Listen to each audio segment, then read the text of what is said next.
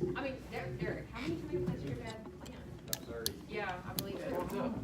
There he is. Because he's brought like 3 bags or so by in the last 3 days. Yep. They're all over our house. And he was like, you want more tomatoes? And I said, dude, I already have 3 bags of tomatoes. He goes, well, they're just gonna rot on the vine. Everybody's got such a nice little mask and stylish. Donna, you need one that looks like a fish Oh. for when you go out to Yeah. the lake. What is that, Billy Bass? Yeah.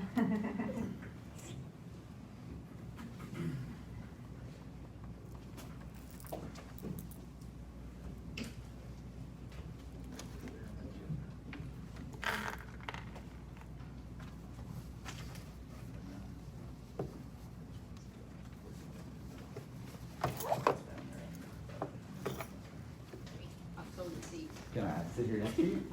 I'll move. There you go.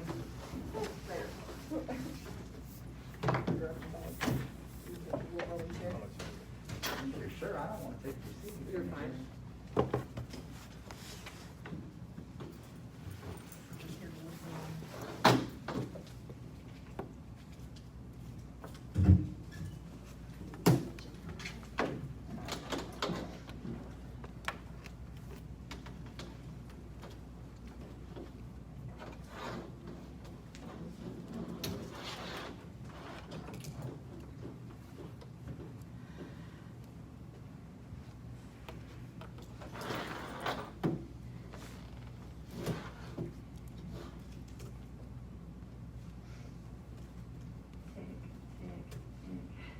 I know, we're gonna have to get some kind of background music or something. I know, right?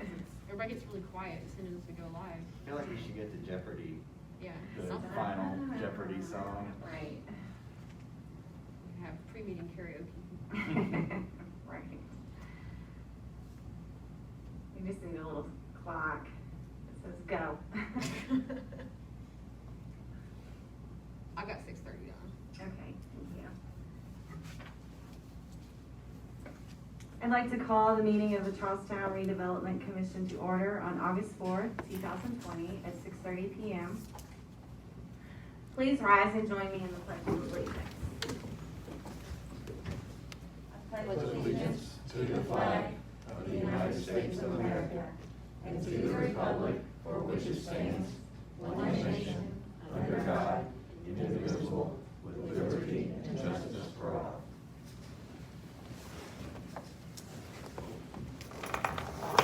Roll call. TJ Steele, Here. Gwen Mosier, Here. Derek Combs, Here. John Spencer. Here. Let the record reflect that Donna Ennis is present, as well as Mickey Weber, our city attorney, and I believe our clerk, Donna Kimmer, will be in here shortly. Everyone has been provided an email the minutes from our July 7th meeting. At this time, I would entertain a motion to approve those minutes. I make a motion to approve the minutes. So I have a first by John Spencer. Do I have a second? I'll second. Second by Derek Combs. Any discussion? Changes, corrections? All right. All in favor, please say aye. Aye. Any opposed? Motion carried. Everyone has also been provided with the claims. At this time, I would entertain a motion to approve the claims. I'll make that motion. I second. The first by Derek Combs and a second by John Spencer. Is there any discussion? No. Hearing none. All in favor? Aye. Opposed? Motion carried. All right. Everyone has been provided with the fund report and the appropriation report as well. Did anybody have any questions for Donna? All right, at this time, do we have any public comment? I don't think so. Nope. No public comment. We'll move on to the next item. We'll have our consultant report with the Wheatley Group.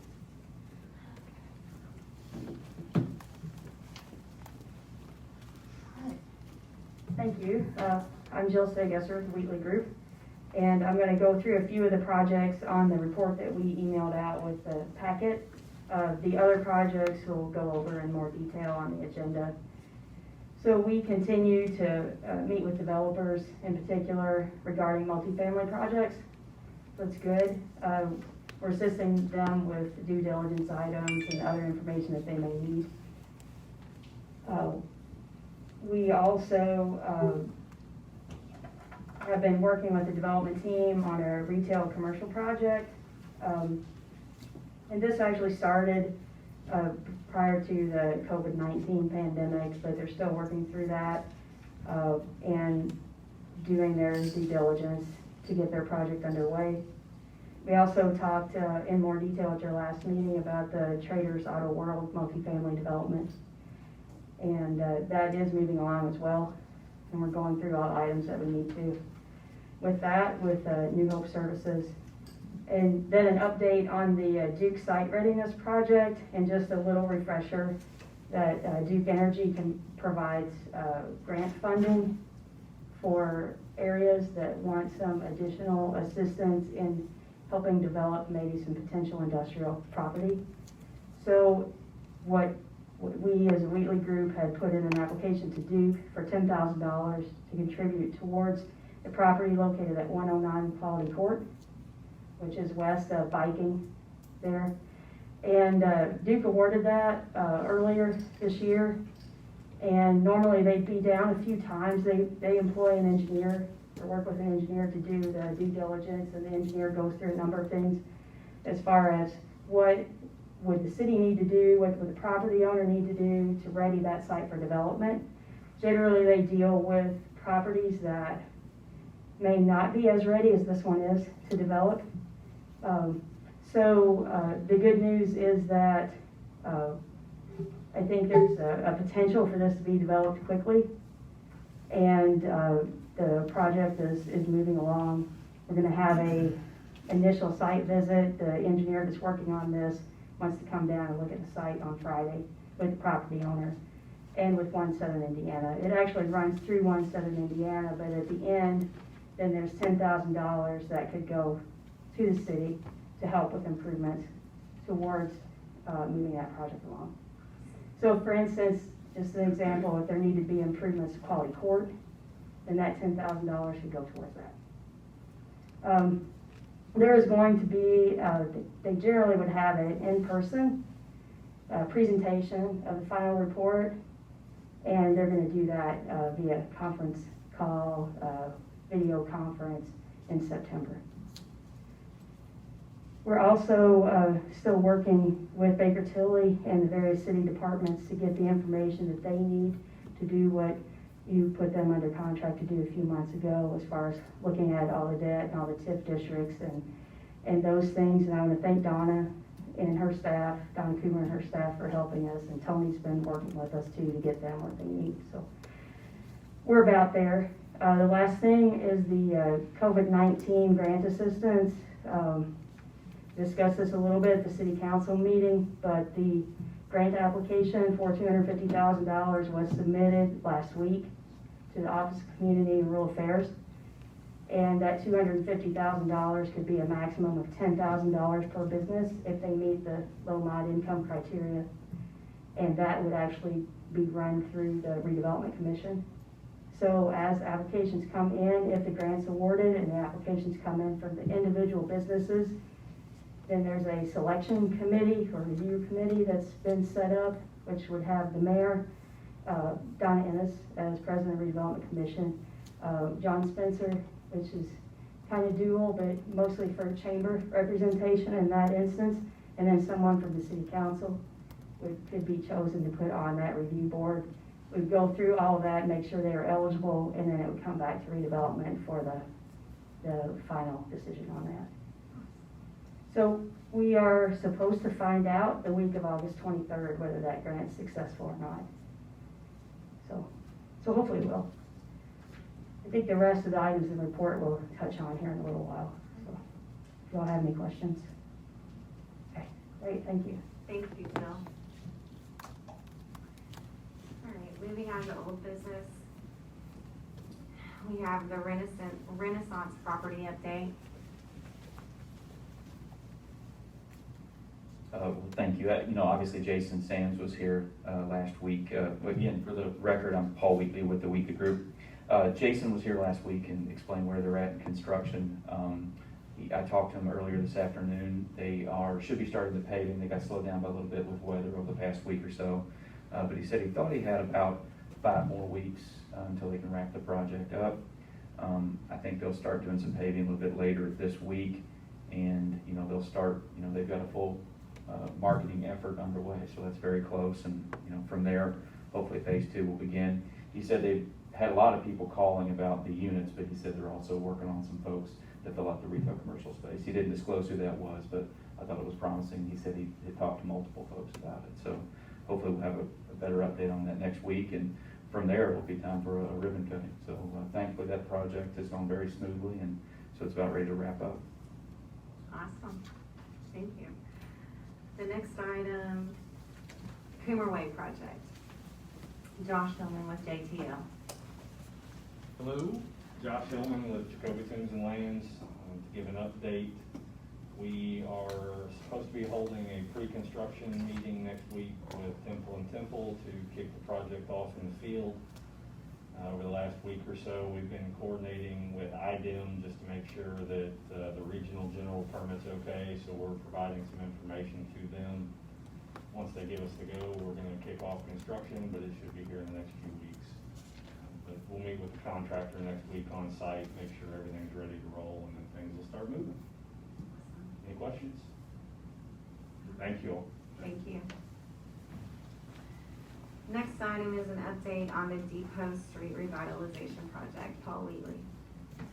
Exciting news from that front. Actually, we just received a proposed purchase agreement from one of the prospective developers yet this afternoon. So I'll be visiting with with Mickey Weber here on Thursday to review some of those comments. Our staff is reviewing it.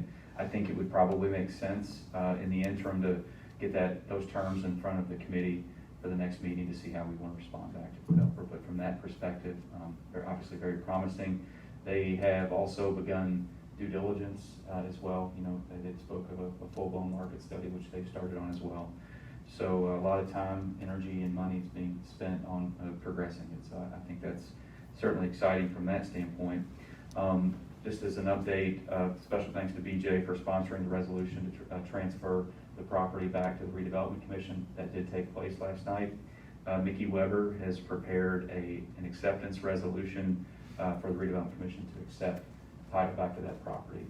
That's obviously a necessary step for us to then be able to negotiate and transfer that project to the developer that the commission selects. So, Mickey, I don't know if you have anything to add. I know you previously circulated the resolution accepting transfer. Do they need a motion to get that approved tonight? They would need a motion to approve that.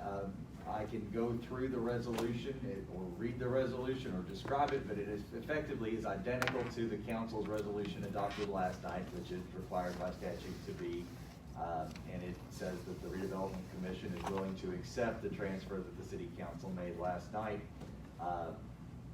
With that, if the board adopts that, the commission adopts that, we'll execute a quitclaim deed, record both the resolutions and the quitclaim deed, and any question about title to this real property will be resolved. Which is great timing, since now we've got a purchase agreement to review from the potential developer. A couple quick questions. So on the purchase agreement, you'll have the committee, we will meet back the committee, is that what you said? Yeah, my thought on the matter would be that I think throughout the process, I would think the committee would stay together. I mean, it's, obviously the purchase or option agreement is kind of the kickoff side of it, but really there's going to be design elements, there's going to be a lot of back and forth. I think the committee can kind of act as a sounding board for both the Redevelopment Commission and City Council as well. So I think that would be a good idea. I shared that with the developer, and they were very appreciative, frankly, of that. So that'd be the recommendation. So Paul, the process includes Mickey and I believe Mike Gilmore are both reviewing the right, is that the? Absolutely. The council attorney will review it, I'll review it, the committee will review it, the Wheatley group will review it. I mean, we're gonna make sure everybody's got eyes on it so that any questions about the terms are addressed and that nobody's left out in the woods about what the terms are, and anybody who's got questions about it in any of the boards that are related or involved in this development are answered before we put in anything together and formalize an agreement. To me, John, that's the only way to do it. And as you pointed out last night, I believe in the city council meeting, there are multiple checks. Absolutely. This will be the first step, and then it'll come back in front of the council for rezoning. It'll come back in front of the council to create the TIF district for the property to be funded, or the development to be funded. So there'll be several stops, but that will include the discussion about this agreement. And certainly the council attorney will have reviewed it as well. Plan commission as well, so if Right. we expand the TIF, they'll have to approve our economic development plan as well. Excellent, thank you. Having said that, I make a motion we approve this resolution. Can you read the title? Resolution of the Charlestown Redevelopment Commission authorizing acceptance of a real property transference in regard to the depot revitalization project. And that's 2020. That is resolution 20R02. Okay. So I have a motion on the floor by John Spencer to accept the property transfer in resolution number 20R2. Is there a second? I'll second. Second by Derek Combs. Any discussion? Hearing none, I will entertain a motion, or I'll call for the vote. All in favor? Aye. Any opposed? Motion carried unanimously. Thank you. One step closer. Awesome. I can't see very well, so let me throw these back on. New business. We have NDOT coordination meetings from Josh Hillman with JTL. Hello again. As we've been reviewing plans on behalf of planning and redevelopment and other items, it's become very clear that everything, or a lot of these things, are going to interact with NDOT at State Road 62 and State Road 3. When we were looking at Hucks, we had a couple of phone calls, Teams and Zoom calls with NDOT. After that, in the development discussion, I reached out to NDOT and said, hey, we'd like to hold kind of a quarterly meeting with NDOT just to keep the city, redevelopment, and NDOT all on the same page as all of these new developments are starting to come through. So that we're talking with them, they're hearing what we want from the city's perspective, we're hearing what they have coming down the pike, learning, what's going to be happening with NDOT in 3 and 62 and the intersection, and just the whole gamut of things that come up as NDOT controls the main roads that go through the city. So we want to make sure we have an open line of communication with them. Paul and Jill and the mayor and myself are going to have a meeting with NDOT here in a couple of weeks, which we hope will be the first of many, just to keep communication going with them. So just wanted to update redevelopment on that so that you're all aware, and if there are things we need to bring to NDOT's attention, that quarterly style meeting will be a really great opportunity for us to do that with them. Questions, comments, concerns? No, I think that's a great idea. Thank you. All right, the next item under new business is redevelopment plan for Highway 62 and Highway 3, the intersection corridor. So the last redevelopment meeting, we talked briefly about looking at some conceptual drawings for the intersection at Highway 62 and 3. The reason that had come up is that a number of developers have been looking at that intersection, and there's a few developments in the works there, and they have had a lot of questions about how that should look, what were more specific questions about what were the city's plans for that, how would, if Hucks is there, how would that buffer and blend into the rest of potential developments around that area. So we took a step back from what we had talked about at the last meeting and decided, and with Josh's comments about NDOT and what NDOT's plans were, decided that it would be best if maybe we had a more robust redevelopment plan for that intersection. So we're talking about Highway 62 and 3 intersection and probably Pike Street on both sides of Highway 3. And taking more of a high-level conceptual drawings, but enough information from an engineering standpoint and also from a aesthetic standpoint to be able to get a cost estimate too about what might need to happen as far as Pike Street and some other areas. And that's a lot of where the conversations with NDOT will help in kind of developing that too. So we're hopeful that at your next redevelopment commission meeting that we can circulate a proposal for that and have a cost for getting that done.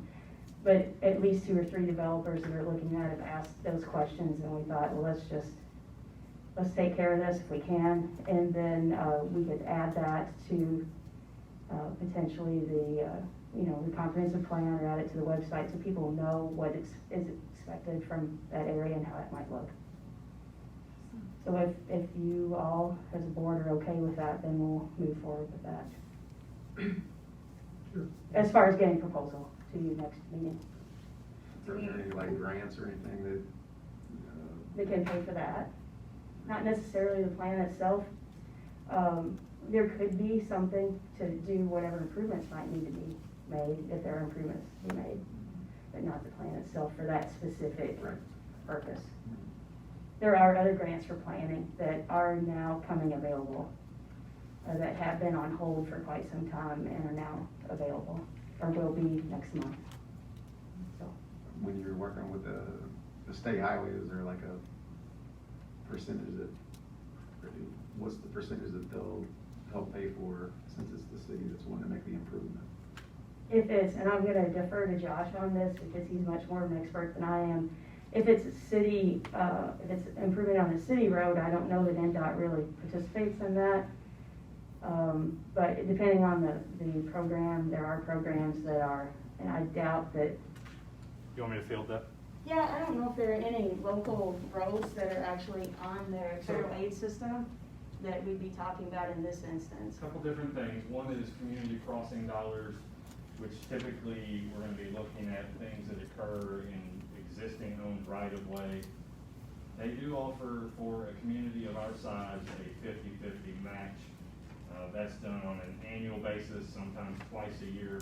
They currently have deferred their current open application until somewhere late September, October. So we're gonna find out if they're still gonna do that. Other than that, NDOT running through the MPO you all are a part of, kicked up any projects we would have to put on a long-range plan would be potentially available for an 80-20 match. But those things end up being a 5 to 10 year out kind of long process. But certainly things we need to get on a plan for further down the road. But the community crossing dollars, 50-50, work really well for paving projects, sidewalk repair and replacement projects with, I said 50-50, you all are at 75-25. So Charlestown gets a 75% from them and you would do a 25% match, sorry for that. So, it's a great opportunity when the money is out there. Hopefully we'll see it come around again this year and then once at the beginning of the year. So, follow up with your question, BJ, this could be for either one of you guys. You were asking about the planning and money for the planning. Are you saying that the planning you're talking about would fall under your normal contract, or is this something that we would need to fund in addition to? Right. As far as putting together a plan for Pike Street in that area? That would be something in addition to. So, we've asked for a proposal, a joint venture between JTL and Tabor Seeker Williams. That's- And they are gonna get together and hopefully give us a proposal, prior to your next redevelopment commission meeting. Just want to talk about last one. Yes, Okay. it is, but it's more robust than that. Gotcha. So we kind of withdrew that, which was gonna be a very high level conceptual, this isn't a technical term, but very pretty drawings of how it could look. That would give somebody an idea, but it wouldn't go as far as looking at drainage or road intersections or those more technical things that you'll need to know too. You gotta grab my bridle and pull me all the way to the trough. That's before okay. I understand what's up. No, I'm gonna blame the mask on it. Right? But no, we hope to have that proposal that would show how much that would cost to present to you, and then you can make a decision on that. Thanks, Joe. So, sorry for the confusion. Thank you. Any other questions on that? Okay, the next item on the agenda is Springville Manor, 113 Jackson Way, lien release. Mickey? I provided a payoff on the mortgage that was not forgiven as a result of Ms. Smith's death. It was scheduled to close on Friday last week, although the estate attorney, Matt Jacobs, indicated to me that it might get delayed. No one has contacted me to tell me that the closing has happened, but they have the payoff information.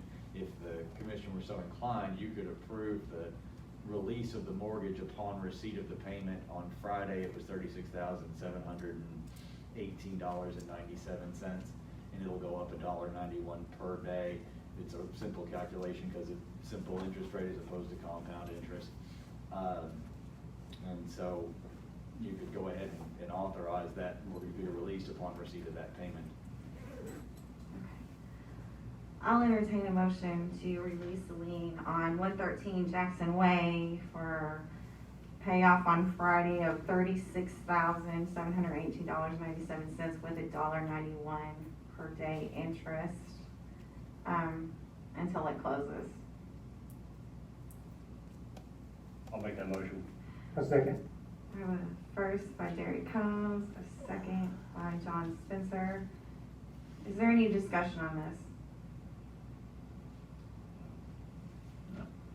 All right, call for the vote. All in favor? Aye. Any opposed? Motion carried, thank you.